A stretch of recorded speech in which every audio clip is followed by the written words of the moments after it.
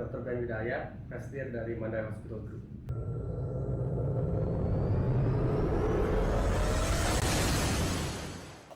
Welcome to Medical Entrepreneurship. Oke, hari ini saya dengan Justin Jaya sebagai host dan Ketua Medical Entrepreneurship dengan dokter siapa? Saya Dr. Ben Widaya, Presidir dari Mandai Hospital Group. Oke, baik dok. Jadi hari ini mungkin kita bisa berdiskusi terkait Medical Entrepreneurship ya dok. Jadi mungkin untuk konteksnya, apa ya background dokter? Ya, jadi sebenarnya saya dulu S1 kedokterannya saya di Inggris, saya di Manchester. Jadi di sana saya 5 tahun. Lalu setelah itu saya kerja di Inggris juga di NHS, tepatnya di daerah Blackburn, daerah Manchester sana. Nah setelah itu saya memutuskan sebenarnya untuk balik ke Indonesia. Tapi saya tidak praktek lagi, jadi sebenarnya sekarang semenjak balik sudah tidak praktek. Jadi saya di sana kerja 3 tahun saya masih praktek, balik lebih banyak menggeluti di manajemen rumah sakit. Jadi sekarang saya manage grup rumah sakit kita di Mandai Hospital Group ada 2 rumah sakit sekarang, satu di Karawang, satu di daerah Puri atau Medland Center City, dan kita sedang membangun satu rumah sakit lagi di Jakarta Selatan. Oke dok, jadi memang pelajari awalnya untuk ilmu kedokteran bukan di Indonesia tapi di Inggris ya. Jadi dok, gimana ya sistem education there? Apakah memang cukup beda dengan Indonesia atau?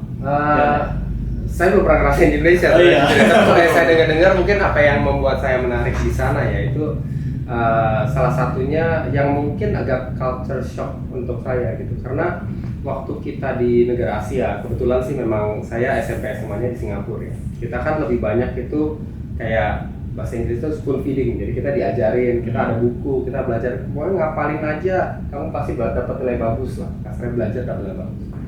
Waktu saya pertama kali di sana gitu kan di Inggris, di Manchester Medical School, saya nanya buku apa yang kita harus beli dong gitu kan, atau ada apa? Jawabannya oh nggak ada, terserah kamu pakai apa aja, bebas, lihat aja sendiri di perpustakaan. Nah itu udah mulai ada tanda-tanda nih kayaknya agak aneh nih ya gitu ya. Nah tadi setelah itu saya melihat di sana itu menitik beratkan ke communication skill.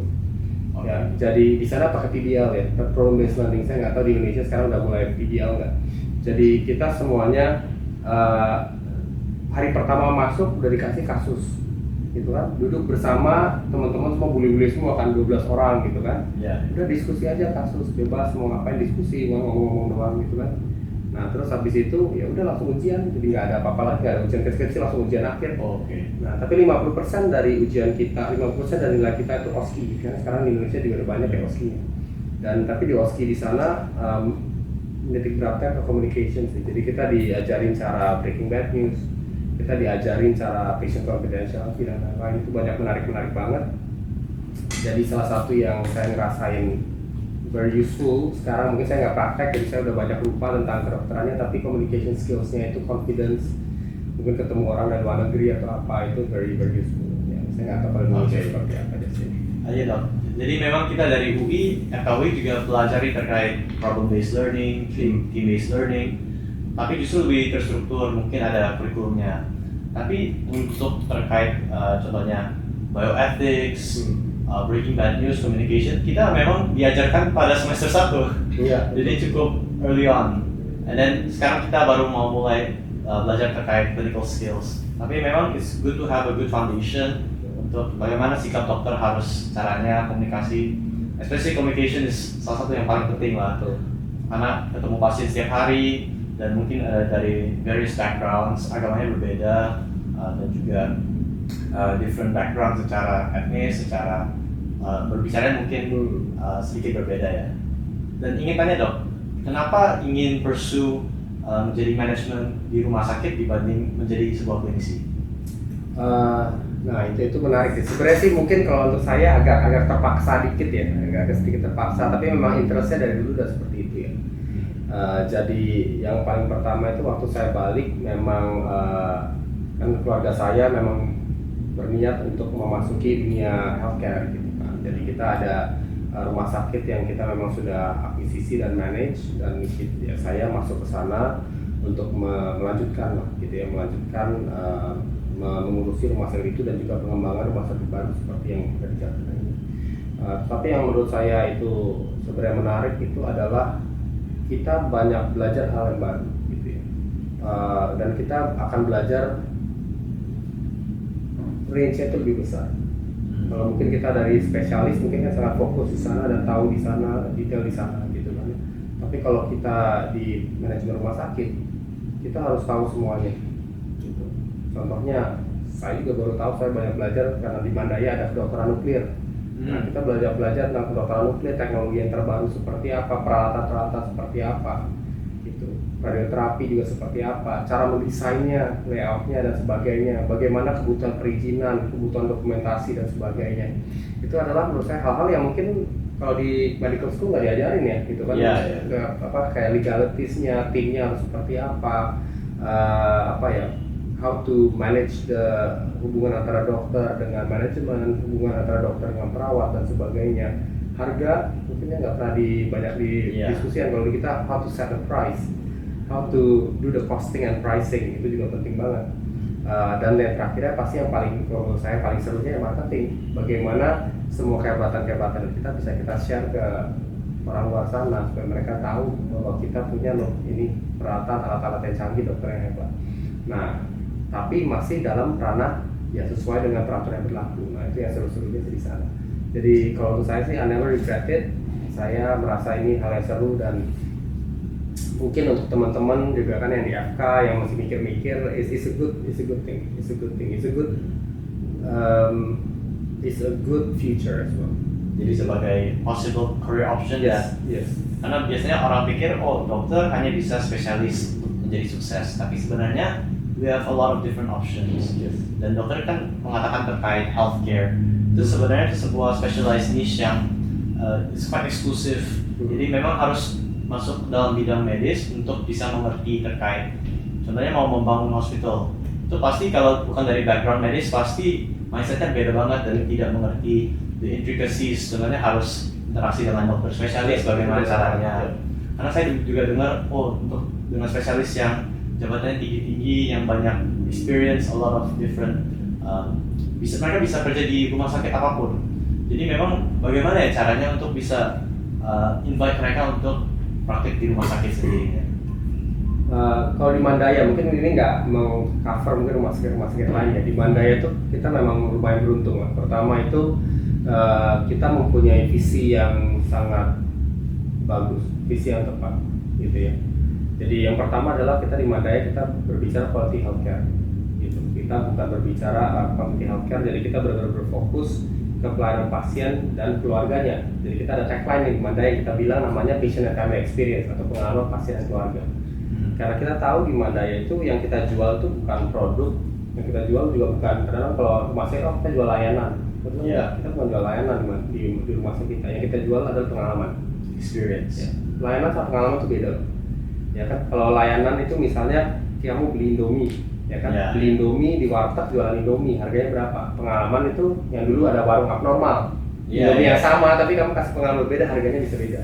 Tentunya it's good for the business, it's good for the doctors and us gitu kan, yang bersama-sama. Dan itu yang saya tekankan di sini, kita ngasih pengalaman, dan pengalaman bukan gimmick-gimmick cuma hanya pengalaman non medis atau senyum dan sebagainya ya. Tapi kita buat dari segi infrastruktur, dari segi timnya, tim dokternya, dan dari konsep-konsep yang kita ada di Mandaya, dan juga dari konsep marketing itu sendiri. Nah, semua ini kita jadikan satu, dan dokter-dokter kita bisa melihat sendiri bagaimana kita benar-benar memikirkan dari A sampai Z-nya pasien kita, pasien bagaimana itu bisa happy di kita. Dan banyak dokter-dokter kita yang setelah melihat itu malah bilang ya I really believe in your vision gitu kan. Saya percaya sama visinya Mandaya. Saya benar-benar confident bahwa future saya di Mandaya itu adalah future yang terbaik. Maka dari itu sekarang Mandaya yang di URI ini kita baru 2,5 tahun. Tapi kita sudah ada 6 profesor di kita. Mungkin profesor yang pasti anak-anak UI udah pada kenal semua lah ya, pada udah tahu gitu kan, yang udah senior semua kebanyakan. Dan 170 dokter juga di sini, spesialis, lebih dari 170 dokter spesialis. Dan itu nggak mudah untuk bisa mengumpulkan itu kalau kita tidak mempunyai visi dan strategi yang tentunya selaras dan sejalan dengan dokter. Jadi pasti kalau dokter yang ke Mandaya mungkin saya siapa tahu ada teman-teman di rumah yang nonton juga. Kalau Mandaya pasti happy lah kita. Oke, jadi key-nya itu building the experience that pasien mau terus-menerus kembali pada rumah sakitnya itu. Soalnya memang kita bisa lihat di healthcare selalu ada permasalahan di sini dan sana. Tapi bagaimana membuat sebuah niche dan rumah sakit yang unik yang baru bisa menyelesaikan masalah tersebut. Contohnya ada rumah sakit yang biasanya rumah sakit memiliki terlalu banyak pasien, jadi waiting list-nya cukup lama. Terutama di UK ya. The NHS system jadinya Lumayan parah. mau ketemu spesialis itu bisa berapa minggu sampai bulanan kan. Betul. Tapi mereka butuhkannya lebih dadakan.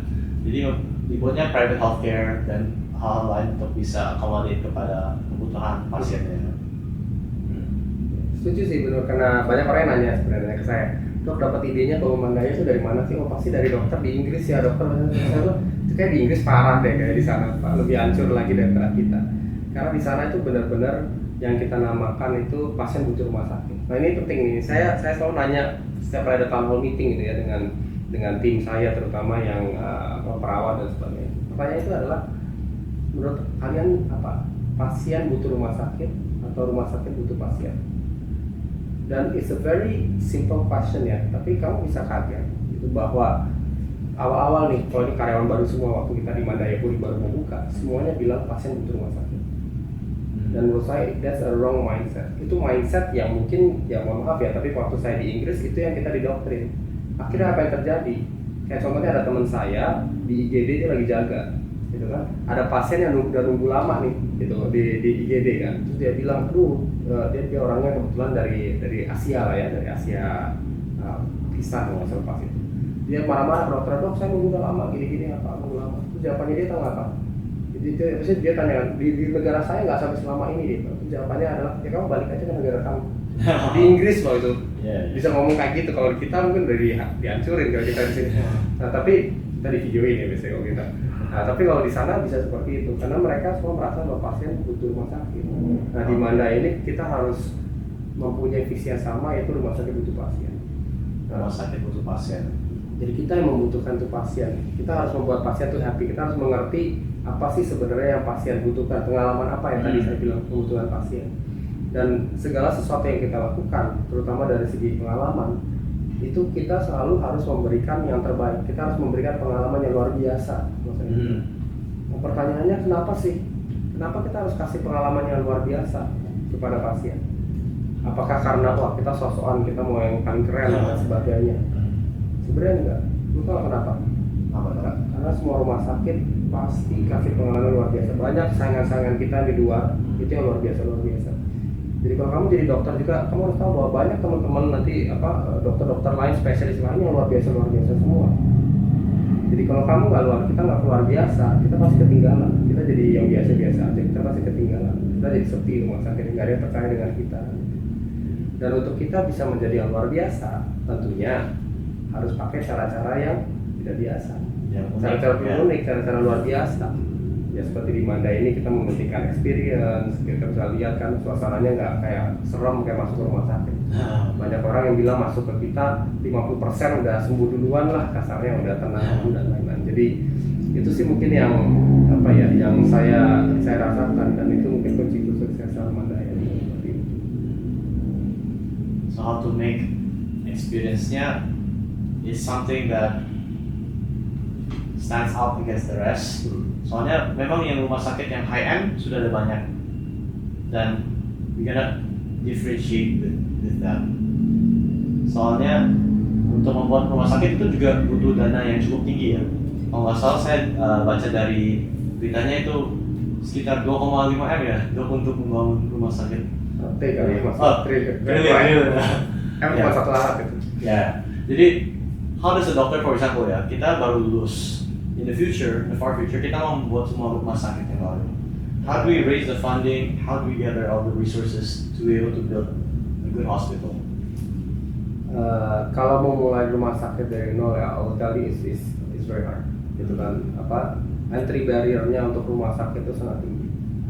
Kalau kita bicara kan ada entry barrier dan sebagainya gitu ya. Salah satu yang paling tinggi adalah rumah sakit. Jauh lebih tinggi daripada hotel, jauh lebih tinggi daripada lain-lainnya. Mungkin itu karena itulah kita juga masuk ke bisnis rumah sakit, karena kita tahu mungkin saingan itu lebih hati-hati kan, nggak semua orang mau masuk FB, semua teman-teman lulus kuliah mau buka restoran rumah, bangkrut semua Tapi gitu di kan. sini ada. Iya, semuanya bikin restoran, minta duit sama Ibu bikin restoran udah selesai. Nah tapi rumah sakit is very hard. Tapi maksud saya yang paling pertama sih mungkin sebelum we even think about building a hospital is you need to ask yourself, you want to be an entrepreneur nggak? Karena hidup sebagai entrepreneur atau jadi founder sebagai suatu perusahaan itu beda banget loh sama jadi dokter. Yes. Itu nggak tahu. Dan saya ngerasain banget. Bedanya paling gede apa? Kalau dulu waktu kita jadi dokter gitu ya, saya kerja, oke lah jaga shift malam apa semuanya, pulang kerja tidur. The work is done gitu loh. Kerjaan udah selesai. Ya. Kamu udah handover ke orang lain gitu kan.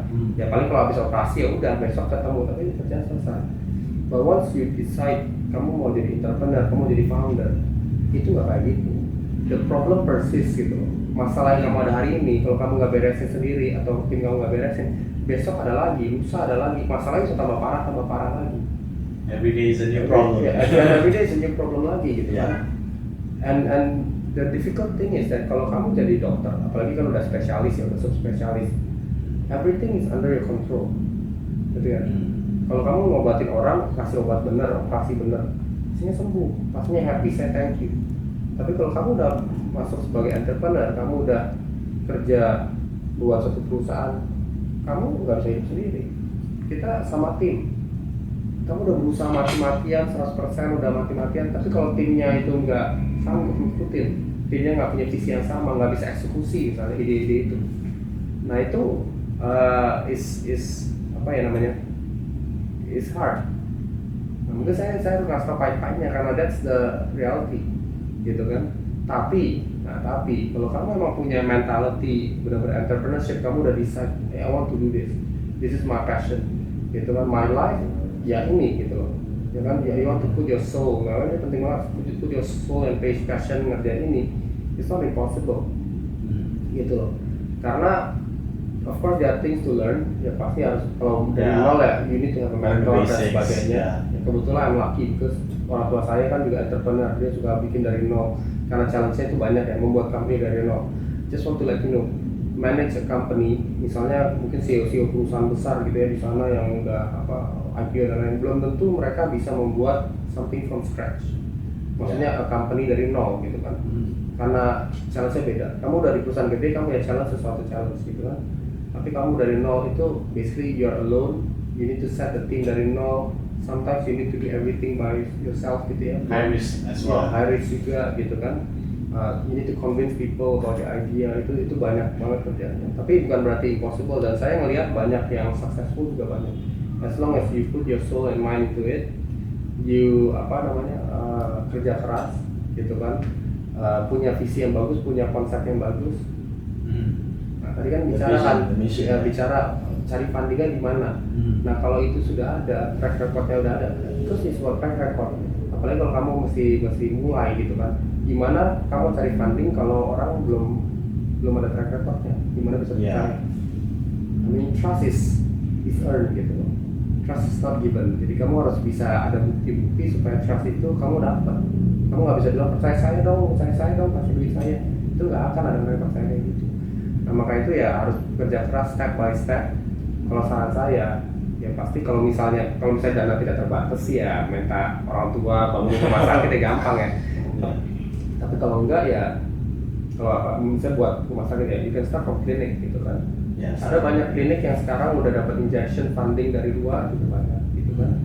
You can start, karena klinik kan jauh lebih murah gitu ya. Klinik dan lain-lain, tapi konsepnya bagus, lama-lama ada klinik kedua, terus bisa cari funding. Terus orang mau dapat funding itu pasti harus ada something dulu. Kamu kalau minta funding dari cuman based on paper and idea, itu forget it, kamu gak akan bisa. Jadi kamu harus ya, that's the sad reality gitu loh. Kamu harus punya satu atau dua site yang is proven that you can do it gitu, baru kamu bisa ke orang cari funding dan sebagainya. Jadi at the end of the day it's a very tough job, tapi it's very fulfilling.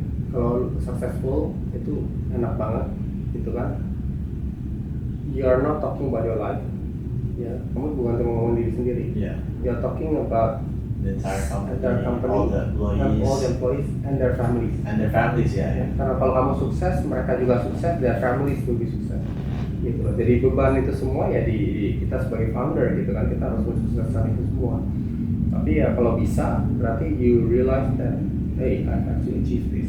Gitu ya, nggak semua orang itu bisa. Dan in a way ya kan banyak ya coach itu bisnis itu bilang kalau semuanya sudah ada tim, semuanya sudah otomatis, sebenarnya baru bisa kita ngerasain hidup kita lebih nyaman. Gitu kan, karena all the semuanya udah otomatis, semuanya udah berjalan dengan lancar, bisnisnya udah jalan. Kayak kalau kita kayak rumah sakit, mungkin saya nggak masuk ke sini 1-2 minggu juga income jalan terus, sudah autopilot.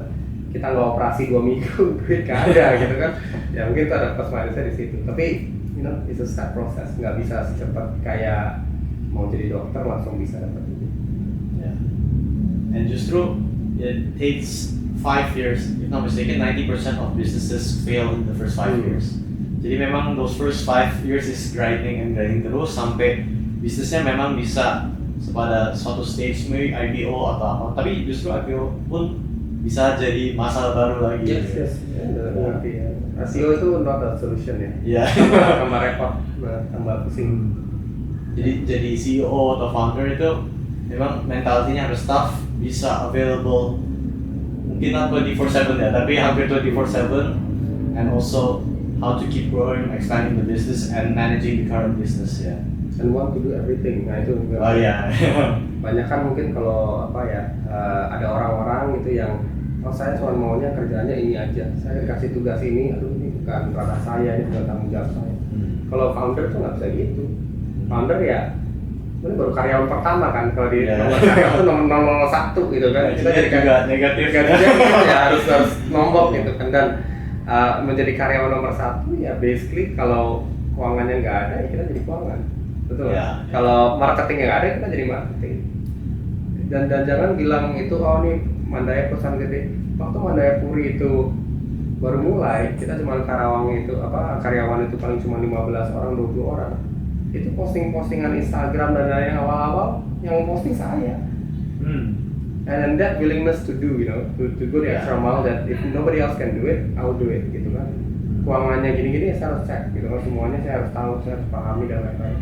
Tapi yang paling penting adalah pembentukan tim, karena nah ini ada yang menarik saya pernah baca.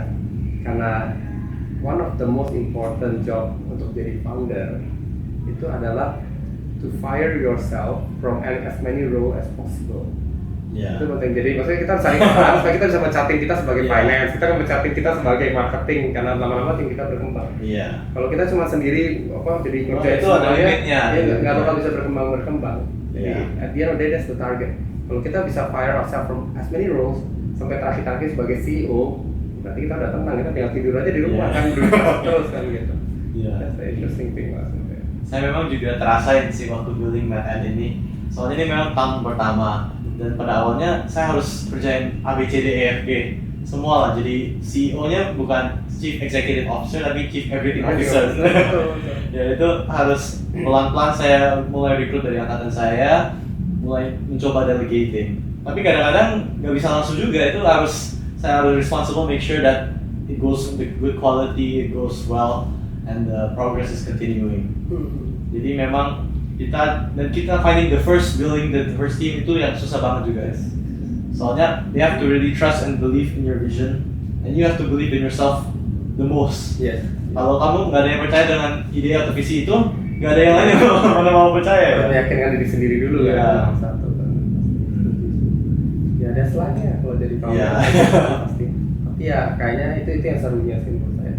Itu yang bikin stresnya, itu yang bikin serunya. Life needs a bit of stress everywhere. Harus dipush. Kalau kita nggak dipush kayak gini ya depends lah. Orang ada yang suka hidupnya gitu-gitu aja. Orang ada yang suka pushing themselves to go to the next level. But if you get to that level itu is a different level. Itu rasanya itu beda.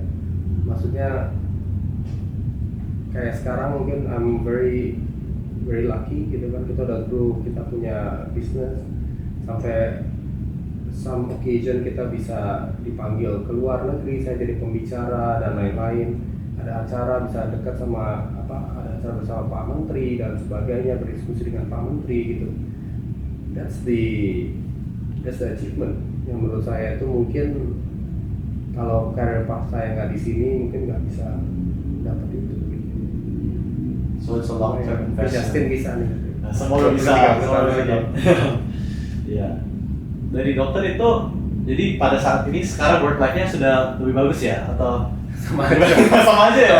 Nah ini sebenarnya karena actually work life is your decision gitu. Iya. Dan ada orang yang bilang bahwa there is no such thing as work life balance, itu nggak ada gitu loh. Jadi it's just a decision that you need to make gitu kan. Kadang-kadang ya ada lagi masa-masa khusus kita harus kerja keras, tapi when you want to focus on your life, your family, ya you really need to work hard on that juga gitu kan. Jadi it is a commitment on both sides lah sebenarnya, more than a work life balance menurut saya sih seperti itu. Karena dia itu kita punya anak, punya istri, punya baby. Yeah. This is another baby kan gitu. Jadi and our family need to know that we have extra baby loh, ini jagain juga gitu loh. Jadi ya that's life gitu kan. Kalau mau life-nya seperti itu ya kita harus komit ke situ.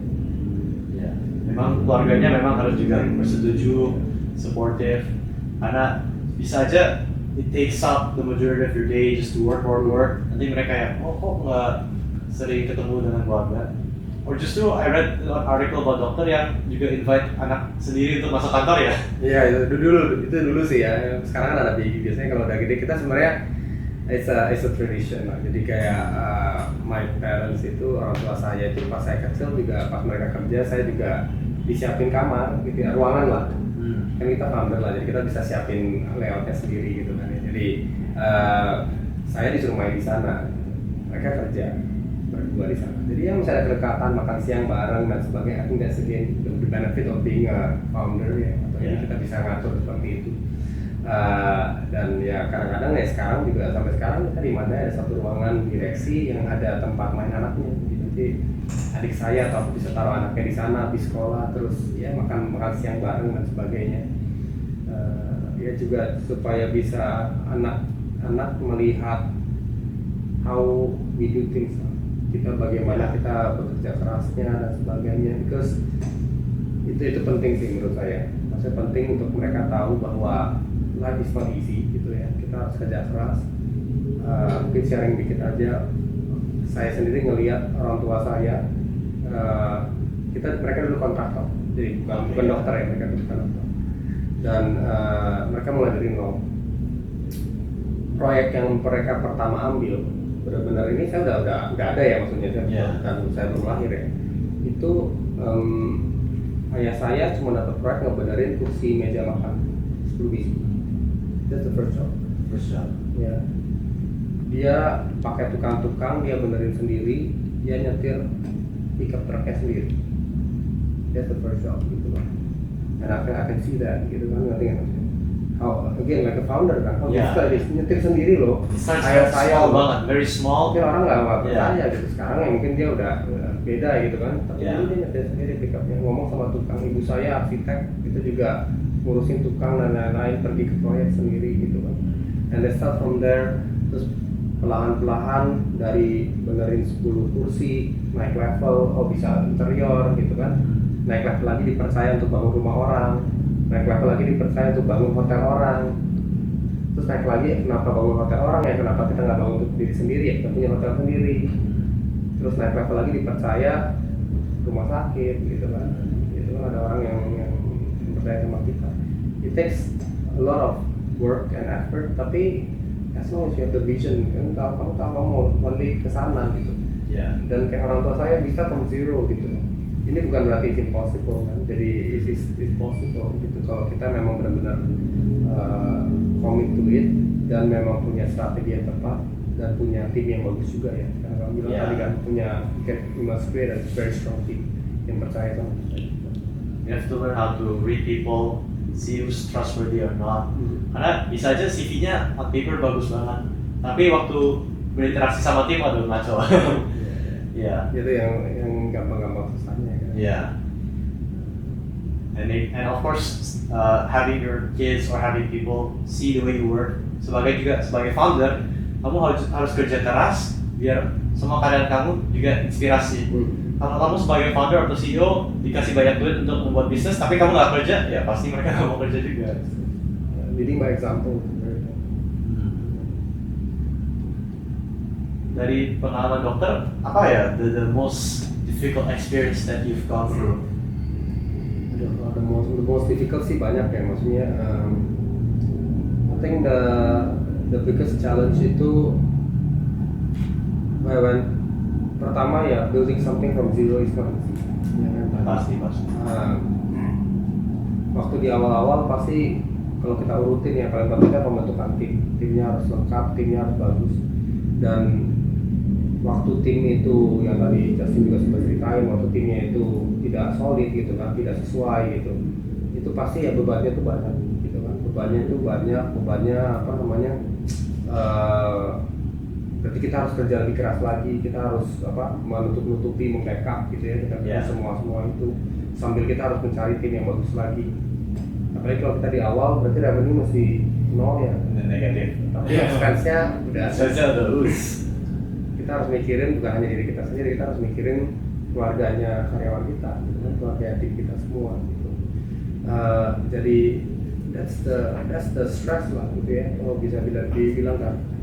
Kalau kita sukses, tapi kalau kita gagal is everything gitu kan, you lose your investment gitu kan pasti kan, dan sebagainya. Makanya itu ya kita harus benar-benar pikirin matang, kita harus punya backup plan, as many backup plan as possible, dan kita harus menjadi orang yang gigih ya, never say you cannot do it gitu kan, karena pasti akan ada jalan. And of course ya, pray to God, karena sometimes luck Sometimes play a lot of, the harder you work, the luckier you get. Yes, kayak gitu. Yeah. Jadi it's very hard and not everything will work gitu. Sometimes failure bakal ada, tapi you learn from the failure, dan just keep going lah gitu ya. Itu sih yang paling penting. Jadi nggak usah takut, itu jadi takut. Bisa. You just have to start somewhere and keep going.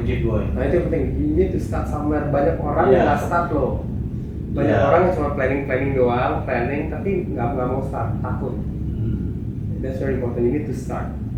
Harus mau berani mulai. Kalau enggak, you're not going anywhere. That's true.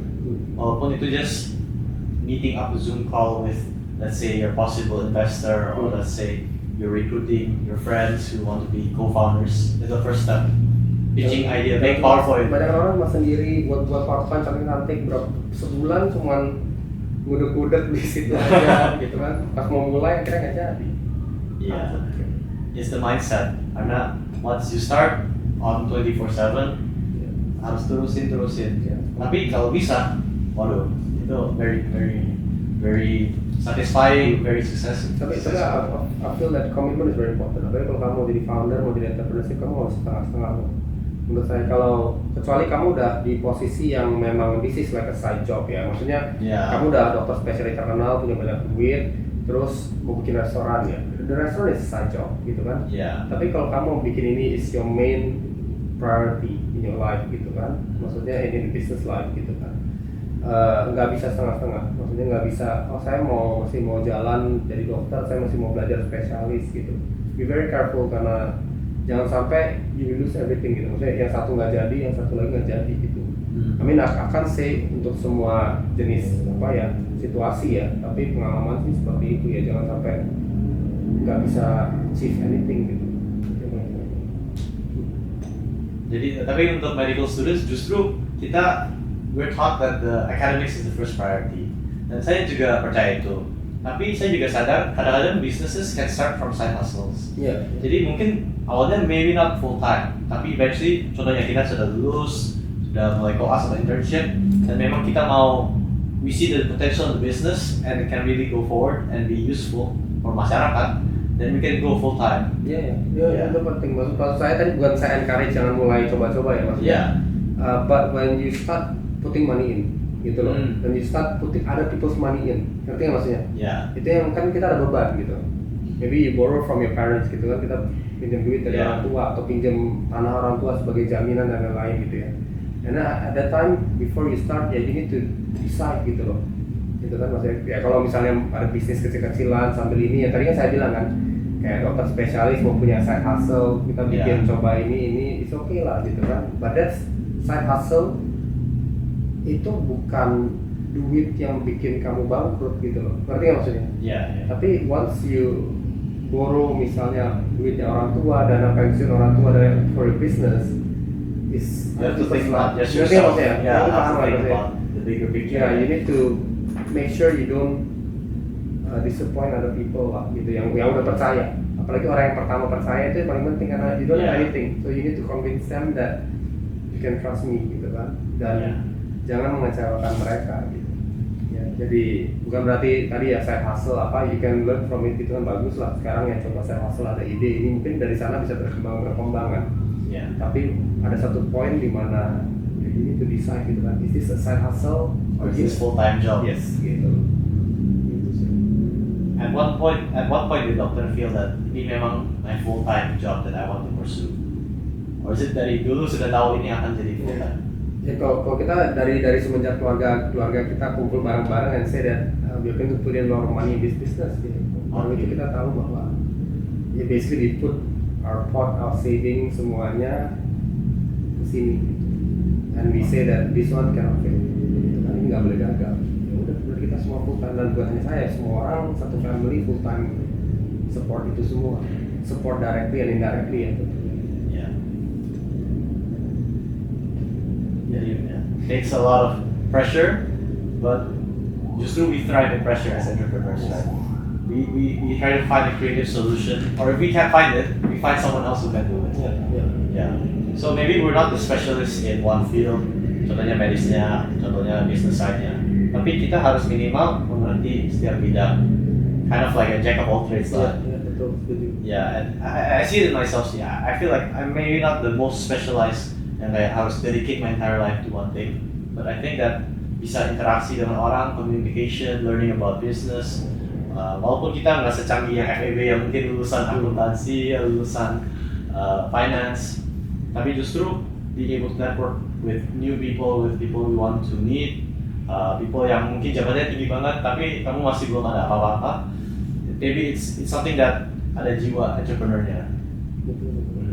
Itu setuju banget sih. Maksudnya kita harus ngerti semuanya, belum tentu harus ngerti dalam ya. Tapi ya sedikit sharing itu, I do financial accounting course. Jadi saya belajar financial accounting gitu kan. Ya pun pas itu online lah, 3 months, 4 months course. Berasa pajak AB, saya belajar, saya ikut ujiannya supaya ngerti pajak juga kita belajar gitu kan. Karena itu yang biasanya penting-penting lah ya. Marketing juga kita dalamin, dan sedikit share itu aja ya pengalaman. Kalau pengalaman saya tuh kalau misalnya kita tuh tahu mau fokusnya kemana sih gitu ya, supaya bisa sukses tuh 2 hal sebenarnya. Satu kan fokus di produk, atau kalau misalnya medis kan service ya. Satu lagi tuh marketing. Itu Steve Jobs yang ngomong bahwa kalau mau fokus sebagai founder atau itu ya 2 itu, marketing dan produk. Kenapa? Karena kalau produk kita bagus, kita bisa fokus bikin produk yang bagus, pasti orang happy, balik lagi kan. Marketing kenapa? Karena kalau marketing itu jelek, yang nggak ada yang tahu terus kita bagus. The best facilities, but nobody knows. Maka itu marketing yang build perception supaya orang mau datang. Produk bagus supaya orang mau balik, word of mouth gitu kan ya.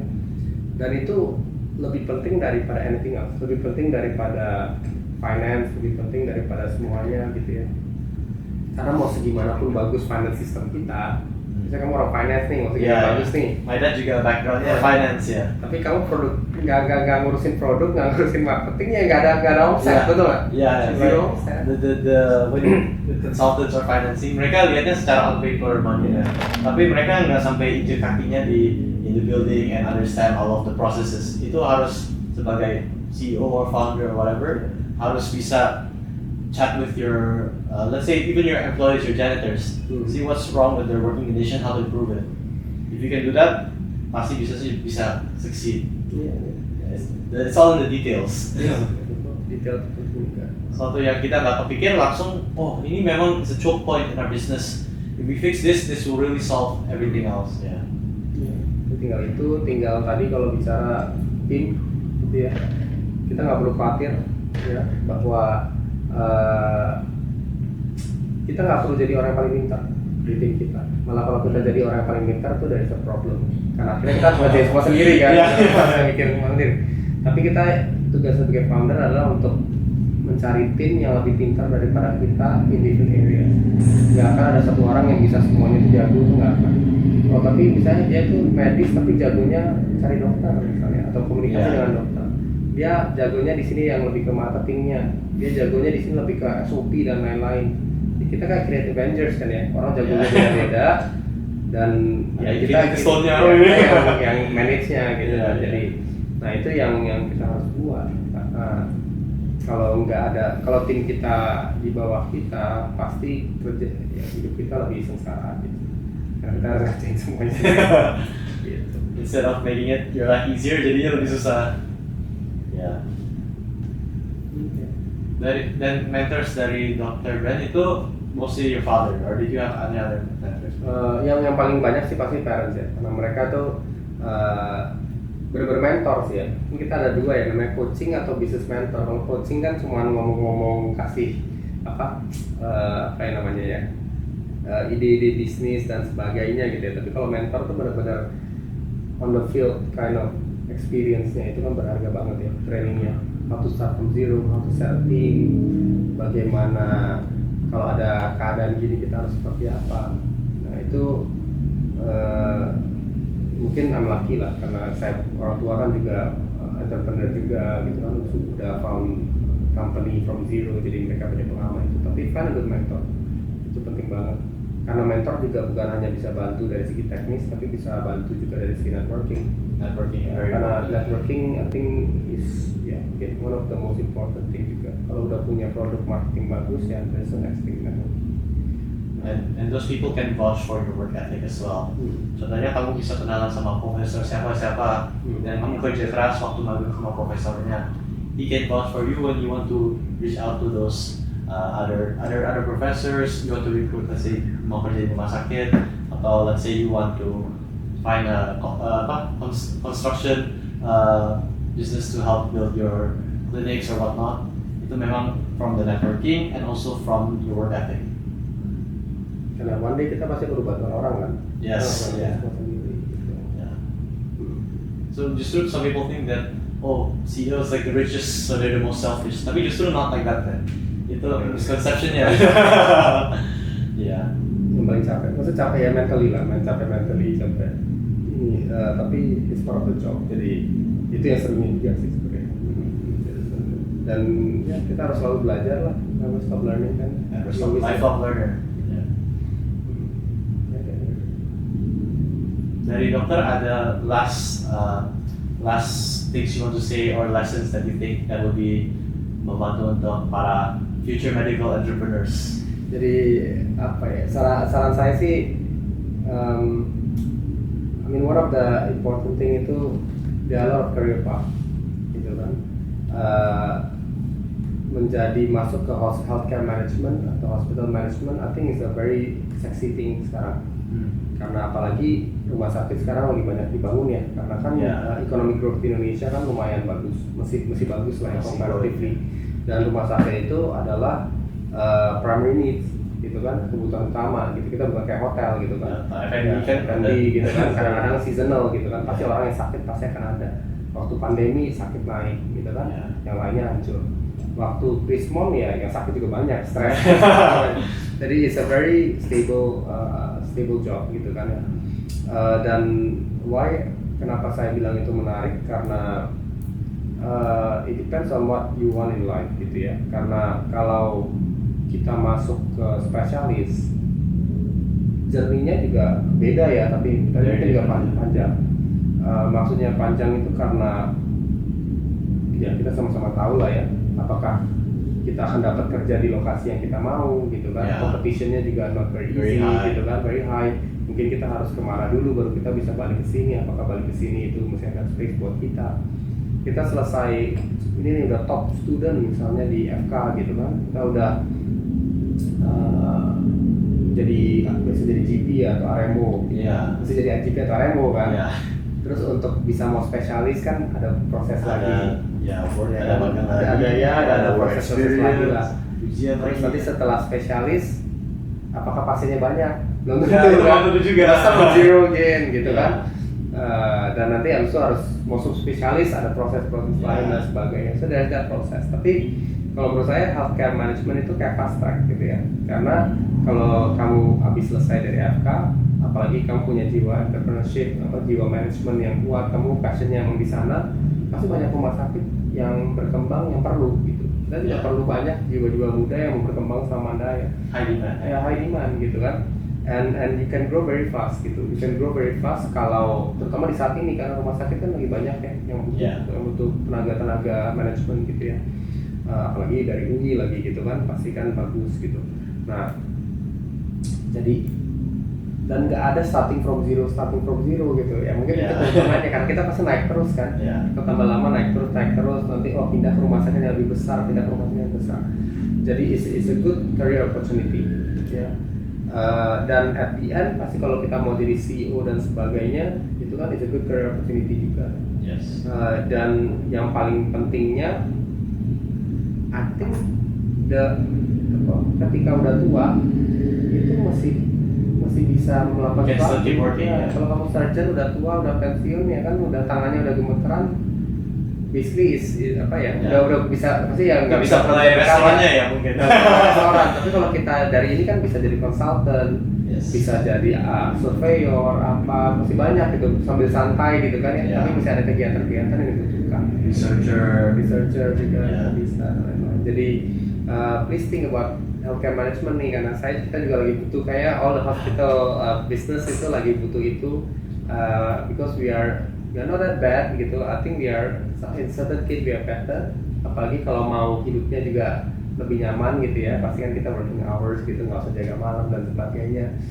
Dan apalagi kalau mau kalau udah jadi direktur medis atau pelayanan medis kan ya pun masih muda, tapi ya dokter spesialis juga lebih enak lah, kita bisa ngobrol bareng lah gitu, kita bisa berdiskusinya lebih enak gitu sih. Jadi so think about management because this is a very very interesting thing ya. Moga-moga dengan adanya entrepreneurship ini ya, jadi banyak yang tertarik juga di sana maupun dan non healthcare, maksudnya jadi non hospital related juga banyak yang jadi silakan mencoba.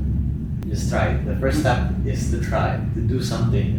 Terima kasih banyak Dok untuk podcastnya, very insightful. We learned a lot about discussing about how managing, building a business, building hospital dan lain-lainnya. Thank you.